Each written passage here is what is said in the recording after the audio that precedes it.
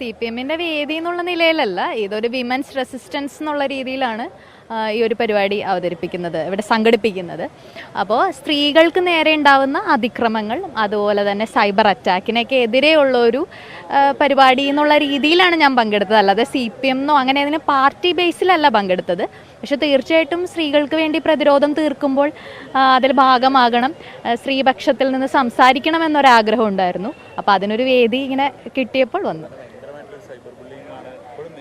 അതെ അതെ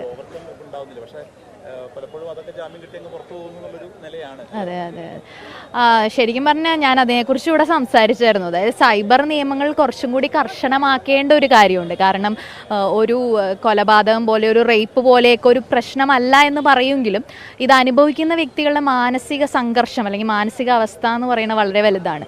പലപ്പോഴും പലരും സൂയിസൈഡ് പോലെയുള്ള കാര്യങ്ങളിലേക്ക് പോലും എത്തുന്ന തരത്തിൽ ഇത് അവരെ മാനസികമായിട്ട് തകർക്കും. അപ്പോൾ ഇതൊരു ചെറിയൊരു കാര്യമല്ല, എല്ലാവരെ കൊണ്ടും ഇത് പ്രതിരോധിക്കാൻ സാധിക്കില്ല. ഇപ്പോൾ റീസെൻ്റ്ലി പലരും ഇതിൻ്റെ പേരിൽ തന്നെ, സൈബർ അറ്റാക്കുകളുടെ പേരിൽ തന്നെ ഇപ്പോൾ ഇന്നലെ തന്നെയൊക്കെ ആത്മഹത്യകളൊക്കെ നടക്കുന്നുണ്ട്.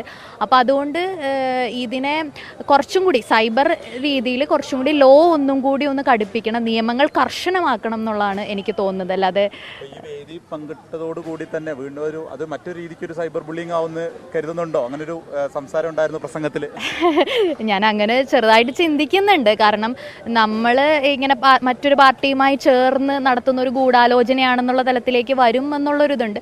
പക്ഷേ എനിക്ക് തോന്നിയൊരു കാര്യം എന്താണെന്ന് വെച്ചാൽ, എനിക്ക് സംസാരിക്കാനുള്ള വേദികൾ ഉണ്ടാകുമ്പോൾ സ്ത്രീകൾക്ക് വേണ്ടി സംസാരിക്കണം എന്നുള്ളതാണ്. അതിന് പിന്നെ പാർട്ടി എന്നുള്ളതല്ല, അതിപ്പോൾ ഏത് പാർട്ടി സംഘടിപ്പിച്ചാലും സ്ത്രീകൾക്ക് വേണ്ടി സംസാരിക്കാൻ ഞാൻ ഉണ്ടാകും. ഞാനതെൻ്റെ ഒരു ഇൻസ്റ്റഗ്രാം പോസ്റ്റിലൂടെയും പറഞ്ഞിരുന്നു. പക്ഷേ ശൈലജ ടീച്ചർ ആണെങ്കിലും ശരി, ഉമാ തോമസ് ആണെങ്കിലും ശരി, ശോഭാ സുരേന്ദ്രൻ ആണെങ്കിലും ശരി, ഒരു പ്രശ്നം നേരിട്ടാൽ ഒരു സ്ത്രീ എന്നുള്ള നിലയിൽ തീർച്ചയായിട്ടും ഒത്തൊരുമിച്ച് നിൽക്കും എന്നുള്ളത് തന്നെയാണ്.